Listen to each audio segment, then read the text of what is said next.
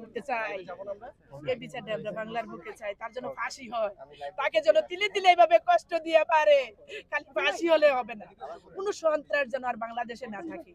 যেন একটা সন্ত্রাস মারলে যেন লক্ষ সন্ত্রাস যেন ভয় পায় যে বাংলাদেশ থেকে আমরা উদয় হতে হবে, না হলে বাংলাদেশে বাঁচা নাই, বাংলার মাটিতে তাদের কোনো বাঁচা নাই। আমি এই বিচারটা চাই।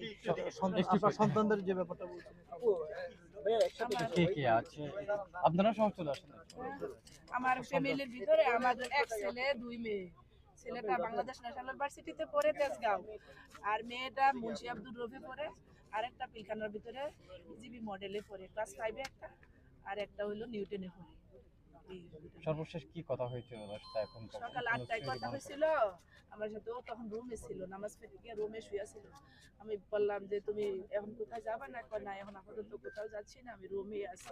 ওর শরীরটা একটু খারাপ, অনেক খারাপ ছিল ওর শরীর, জ্বর আসছিল তো, জ্বরের পরেই শোয়ার ছিল। উনি কি অসুস্থ শরীর নিয়ে কি গতকাল অপারেশনে গিয়েছিলেন আপনি? জ্বর ছিল, জ্বর এমনি ছাইরা ছাইরা জ্বর, তো অসুস্থ এই কিছুটা ছিল, তারপরে তো অপারেশনে গেছে। আপনাকে খবর জানাচ্ছি কে? আমরা তো এখানে বেড়াতে আসছিলাম, আমরা কক্সবাজার গেছি, আমি এখানে 13 দিন ছিলাম। গত শুক্রবারে এখান থেকে গেছি, আমাদের ড্রপ করে শনিবারে ওরা আব্বু চলে আসছে। এখন এখন কি চান? একদিন আগেও তো আপনাদের সাথে কথা হয়েছিল। একদিন আসলে আগে এই যে গতদিন এই কথা যে হয়েছিল, নৃশংসভাবে হত্যা করা হলো, কি বিচার আসলে আপনারা চাইছেন, কি বার্তা দিচ্ছেন? আমরা বিচার চাই। এই সন্ত্রাসদেরকে ধরে আনিয়া যেন একেবারে তিলে তিলে মাইরা ওদের যেন ফাঁসি হয়, এই বিচারটা আমরা সরকারের কাছে চাই।